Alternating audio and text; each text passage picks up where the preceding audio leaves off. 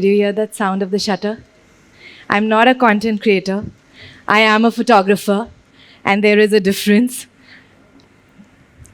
Before coming here, I went through at least, thank you, 3 different TED Talks, and all of them started with the words, picture this. So today, instead of doing that, I'm going to actually show you a couple of pictures of mine. Love is finding each other in a crowded place. Love is in the grand gestures, but it is also mostly in the quiet moments when you hold each other close. Wedding is a celebration, for sure, right? But it is also the laughter, the joy, the chaos. It is in these tiny, silent teardrops. It is in the warmest hug that you will ever get. Wedding is a celebration, not just of 2 people, but 2 families. And most importantly, a celebration of love. Before I found the lens, I found silence. I'll tell you guys why. Today reminds me of when I was 9 years old and I was asked to go to an inter-school competition and speak on traffic rules.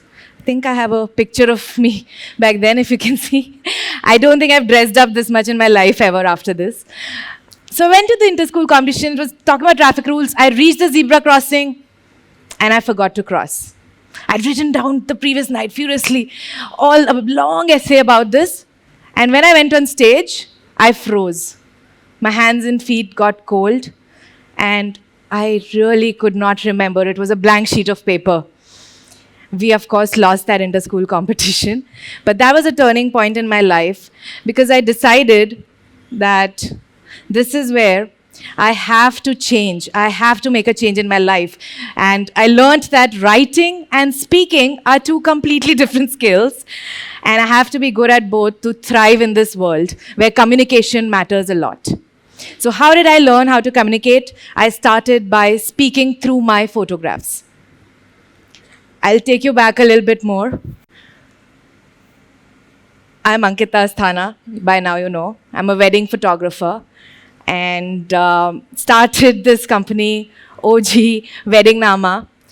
And it's just so special for me to stand here today because it's been around 15 years of me having a front row seat to some of the most intimate moments in people's lives. And today I'm going to try and recap these 15 years in 15 minutes. So please wish me luck. Back here, of course, this is the real, more like the real me, a little bit of an adventurer. Growing up, I feel like I was really privileged, not as a rich kid, but as a kid who grew up surrounded by knowledge. My father is a forest officer, and we traveled a lot, and he's an honest forest officer. And he raised me with such good ideals. My mother comes from a family of scholars. My own Nani was a vice chancellor in a university, and she set such great ideals in front of me. I was raised with, because she had lost a child. And she broke the patriarchal shackles of society. And we were raised under that umbrella of warmth and inspiration. And when it was my turn to go to college, a lot of people expected me to go to IIT. I was the school topper and whatnot. So everybody had this high expectations, a lot of pressure.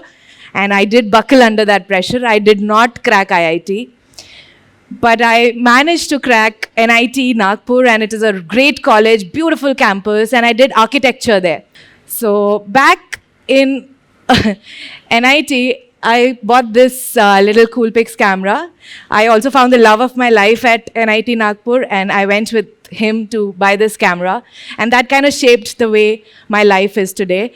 Because in those 5 years of college, more than my love for buildings, I realized that my love for photography is stronger. And this is back in 2007, 2008, when photography was not even a real career. And how do I convince my parents that, okay, now this is what I want to do in life? I did something very unusual. You would have heard of a lot of photographers who've like dropped out of college. But what I did was, I actually cracked one of the toughest entrance exams in the country for design, which is for National Institute of Design, Ahmedabad. And I got through that course and I did my master's in photography. So being there, that was the only way I could convince my parents, guys, that I can do this. So being there taught me a lot. I was eating, breathing, sleeping photography. I was surrounded by such amazing people who were inspiring me every day. I was shooting on film. The camera I brought earlier was a film camera. I was shooting on film. I'll show you. That's a camera, guys.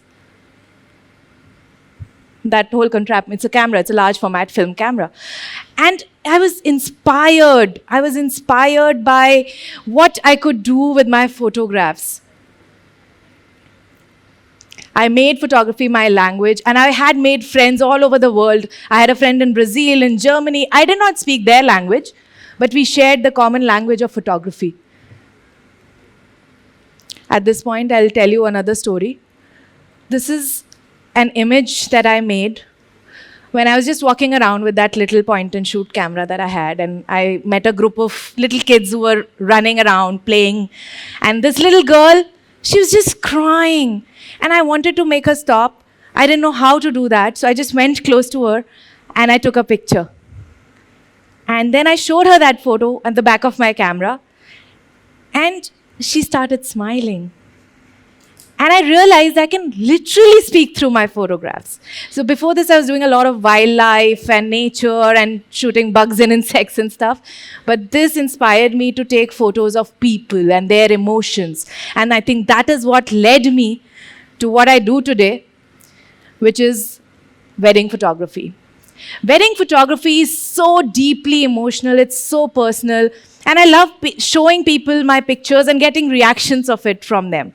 And this is one genre of photography where you can do that, where it matters so much that each photo is going to actually be there in their homes, being printed up on their walls, and they're going to really cherish these moments. And I realized at that time that there was a gap in the market. There were not many wedding photographers out there who I could just get inspiration from. So I decided to not get inspired by any wedding photos at all. And for 3-4 years of my life, I just looked at art, I read books, I looked at movies, I looked at film, and I gathered my inspiration from there. Let me talk about this moment. When you're walking down the aisle, you can see your entire future in front of you and your past behind you. As your wedding photographer, I'm feeling the same emotion as you are in that moment when you start walking. You take that first step. The way you hold your father's hand, the way he gives your hand into his, the way he looks into your eyes with reassurance. And you can see a lot of flashbacks. You have so many, and you're excited for this new life that you're about to begin. And yet you're scared. So all of those little emotions, I'm feeling them with you. Your teardrops start falling, so do mine. And I'm capturing each and every little detail. That is wedding photography. And along this journey of weddings, capturing so many weddings, I realized what is love. Love is not a single grand gesture. Love is in those little moments that you feel every day, and it is built. I will show you an example of that.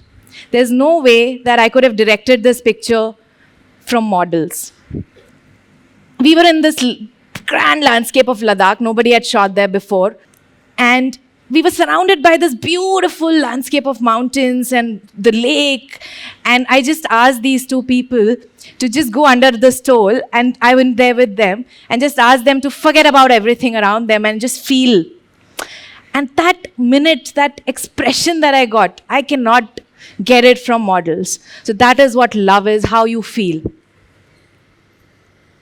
And in this world full of broken connections and in fractured stories, weddings have taught me that love is not found in perfection. It is built through attention, through care, through emotion, through devotion, through respect. It is built every single day. And what makes a good wedding photograph? Something that invokes an emotion out of the viewer, whether you're related to that photo or not. Something that tells a story of that moment, exactly how it happened. It's about truth. It's about anticipating a moment before it's about to happen and turning your camera and being at the right place at the right time with the right lens and capturing that little moment that will make a lot of difference. Because just imagine this, you're at your wedding mandap and your mom is wiping your teardrop, and then she turns behind and she wipes her own, unknown to you. You have not witnessed that moment. But as a wedding photographer, I have captured that moment for you. And that is a moment you will cherish, that you will look at. It's like a time capsule. A good wedding photograph is like a time capsule that will really take you back in time and make you relive these moments. Let's talk about the elephant in the room, big fat Indian weddings. And are they worth the investment? I have a lot of things to say on that topic, but I'll just say two things and listen carefully to the first one. Your wedding memories are a big investment because that is your generational legacy. That is what is your only takeaway from the wedding. Everything else is spent. Your decor, your beautiful lighting, your grand entries, your beautiful dress, how you look, all of that is spent on the day of the wedding. What you take away from the wedding is your wedding photos and your wedding film.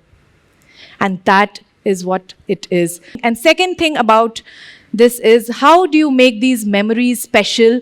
How much you enjoy with your family. These moments are never coming back. So ensure. I've seen families reconcile at weddings. I've seen fathers cry for the very first time. I've seen mothers take center stage where they have been, they've been locked in a corner and they take center stage and they shine at the wedding.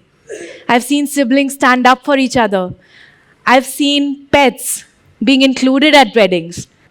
I've seen intercultural weddings happen. And through all of those, I've learned that what you're saying with your wedding is, this is who we are. This is how we choose to begin our life.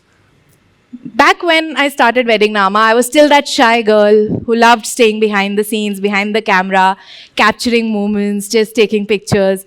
But I realized you cannot build a brand from the shadows. You have to step into the spotlight. You have to be the face of your company. You have to put your strongest foot forward, not just the best, your strongest foot forward. And you have to lead by example. So I started doing a lot of workshops, training new photographers, not just who are starting out, company owners. And I realized that this is how I can lead by example. I kind of feel like a lot of our Wedding Nama couples are together today. I'm not taking credit for that, but I feel like photos are emotional anchors. They remind you of why you made that choice, why you decided to be together, and who you were when you stood in that place and you said yes. And I feel like a lot can be learned from photos, because otherwise, the rest of the time, we are just observing other people and we are not really like looking in the mirror and observing ourselves. So there will be times when you will be found crying on the floor, maybe because of your relationship, maybe because of your parents, your siblings, or your work has really been bad. But if you're found crying on the bathroom floor, I will urge you to do this. Just self-introspect. Everybody will go through a phase like that. But just self-introspect, hold up a mirror and just talk to yourself. Just imagine, what could you have done better? How could you have reacted better? What was that one thing that was maybe a little thing for you, but a very big thing for somebody else? So just identify that.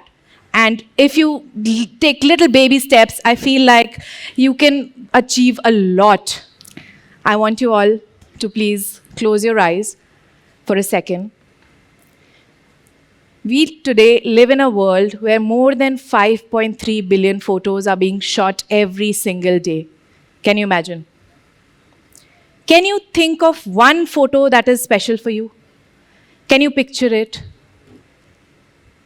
Why is it special? Can you think about that? Does it bring a smile to your face? Or does it make you miss somebody? Just hold on to that thought. That is our why.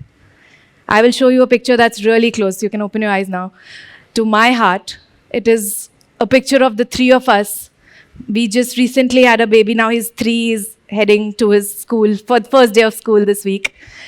And that's Ray and Akash and me. And our lives are intermingled in this moment. Yet we all lead independent lives. Ray has his school, I have my work, Akash has his work. We all work together, but each and everyone leads his independent life, yet our lives are intertwined. So a photo can remind you of why we put in the hard work of staying in love. And it could be love with your family, with your parents. Oh, I didn't remember I added that. That's him going to school. Why we chose that big, dreamy wedding. It is because life is short and love deserves a witness. And what I've been trying to say all along is, we don't just fall out of love. I think we stop looking. And sometimes all it takes to fall back in is a photograph. Thank you.